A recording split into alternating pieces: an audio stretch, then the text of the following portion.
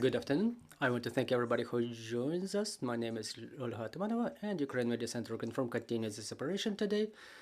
So now we will be talking about the spring sowing campaign and the consequences of the border blockade in protest against grain imports. Joining us in our studio is Denis Marchuk, Deputy Chairman of Ukrainian Agrarian Council. Good afternoon, Mr. Denis. Good afternoon. So, Mr. Denis, recently there were news from the Ministry of Agrarian Policy that say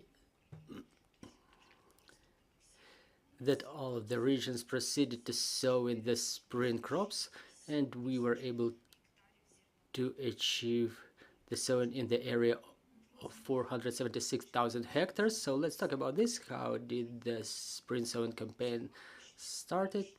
What are the complications this year, and what is the structure? Well, as of 29th of March, the figures were like this, but I'm sure that thanks to the good weather, the agrarians were not stopping, and they've sown more than 500,000 hectares all around Ukraine. Oh, obviously there are difficulties. There is war going on in Ukraine, and everything that is related to the war influences the operations of the agrarians. So I'm not going to focus on the general things, but there are some professional nuances that impede the agrarians fulfill their work. First is the turnover funds.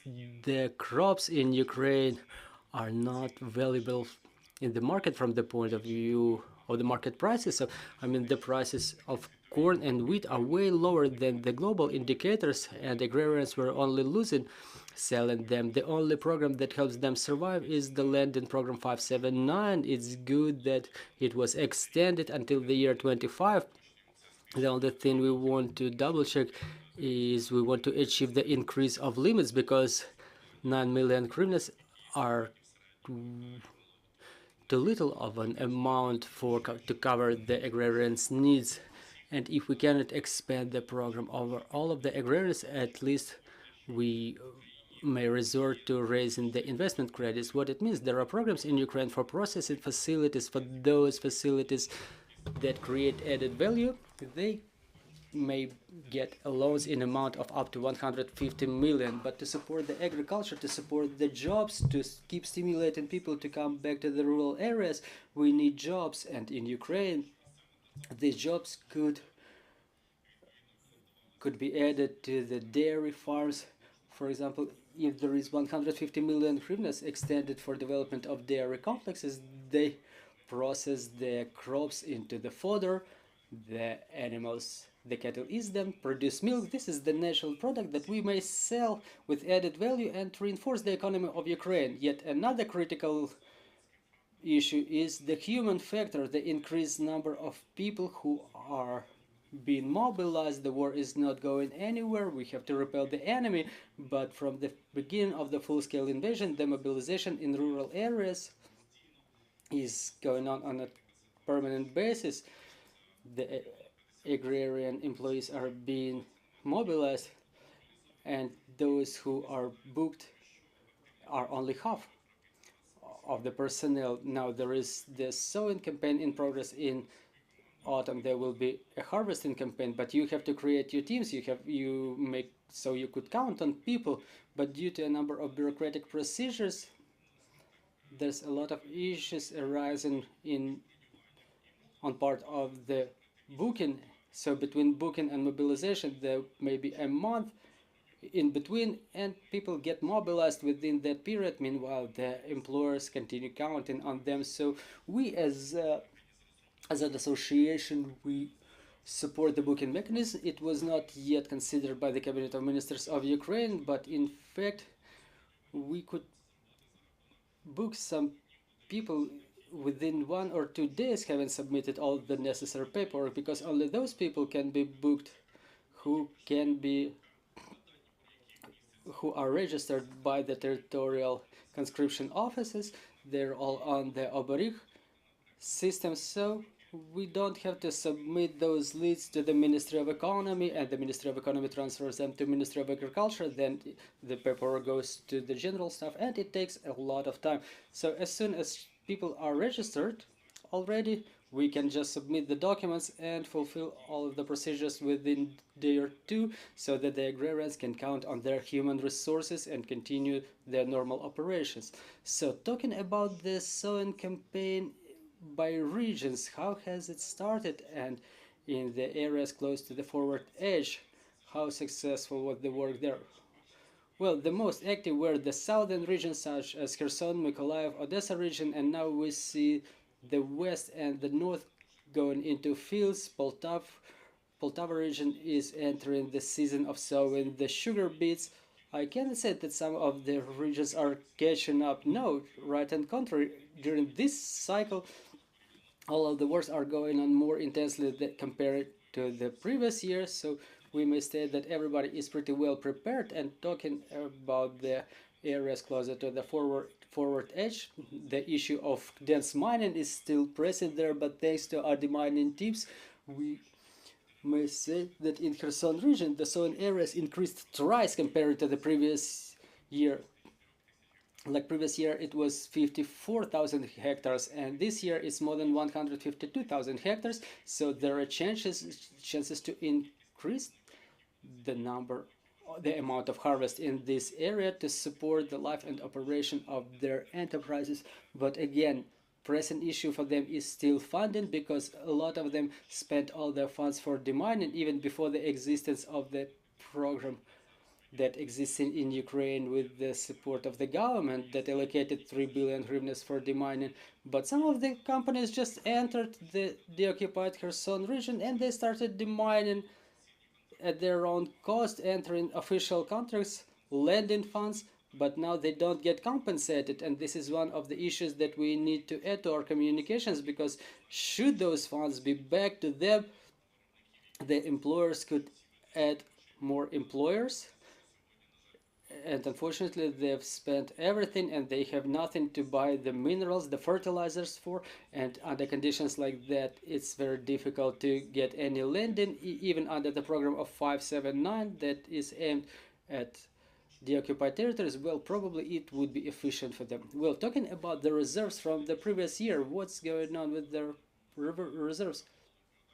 Well, thanks to the experts from the Odesa port, it really expedited the exports of the crops group, and if it continues being as intense as now, we see that in March the indicators were not worse than in February. So generally we've exported about 4.9 million tons, almost 5 million tons of crops, which is a good indicator. If it continues like this, at the beginning of June we will export all of the residues, and within this marketing year we've already shipped 34.5 million tons, which is a pretty good result. And I hope that we won't be staying with our residues as we were doing in the year 22 or beginning of the year 23.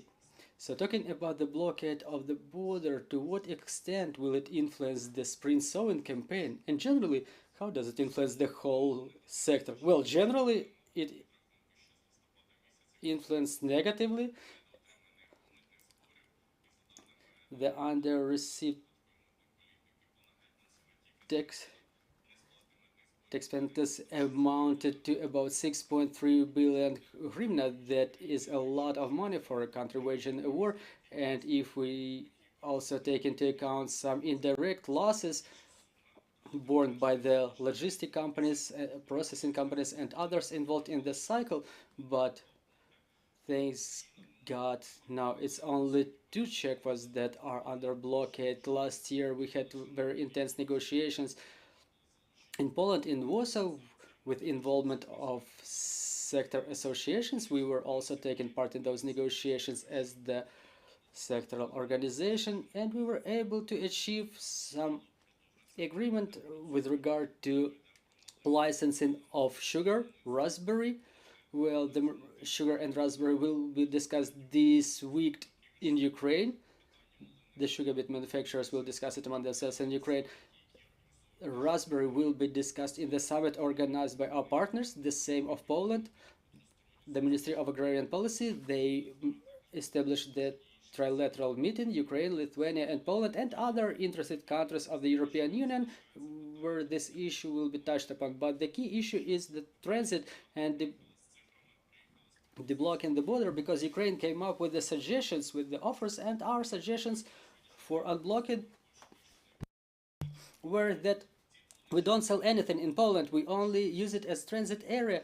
We were always getting accusations that we leave something there, but we say like, okay, here are the analytics. Within the next 2 months people have contracted amounts, so they export them, and then we'll switch to a different format. Maybe we'll make way around Poland, maybe use it as transit. So we've counted, and like within the last or next couple of months we will need to export about 200,000. That was a working mechanism for negotiation, but you may know that there was quite an inadequate reaction by the Deputy Minister Mykolaiv on Polish part, who was acting inadequately, and when we were coming up with some constructive suggestions, he was bringing the representatives of business associations one by one, who were coming back with different, well, he was bringing them behind the doors, and then they were coming back with other opinions. So the matter of transit is still unsolved. There will be more meetings in the level of Ukraine and Poland, and hopefully we will be able to achieve some result that would be pleasant for both parties. But we understand that all such statements, they influence the decisions of the European Commission, European Union, who are supposed to vote for extension of liberalization of export policies for Ukraine, where they expanded number of positions, and if the positions are expanded, it will result in financial losses. Well, our media were publishing the story about that misunderstanding that was going on during that meeting. We've also seen the publications of Polish side. So what was the official reaction of Poland to, and is there a second round planned? Well, the reaction of the deputy minister himself was that he was trying to find some excuses from all those contradictions, some justification. But when there are some agrarian associations coming to you, when there is a ministry with its representatives, everybody's talking figures, and a person keeps coming back talking about Volyn slaughter, it has nothing to do with agriculture that we came to discuss. So I think it's not us, but rather the ministries, the cabinet of ministers of Poland, who should make their decisions, and we hope that the position will be more reasonable further on, because we really appreciate the input of Polish sectoral organizations, because even given all of the contradictions, they were keeping the negotiations smooth. The Polish minister also kept his word. The preparations to the meeting were taken more than a month, and the situation was such that it could not happen, but they kept their word. And we do appreciate that this meeting really happened. So we don't have any questions on the floor. We would like to thank you for your report. Let me remind you, joining us was Denis Marchuk, and we will continue our briefings later. Stay tuned.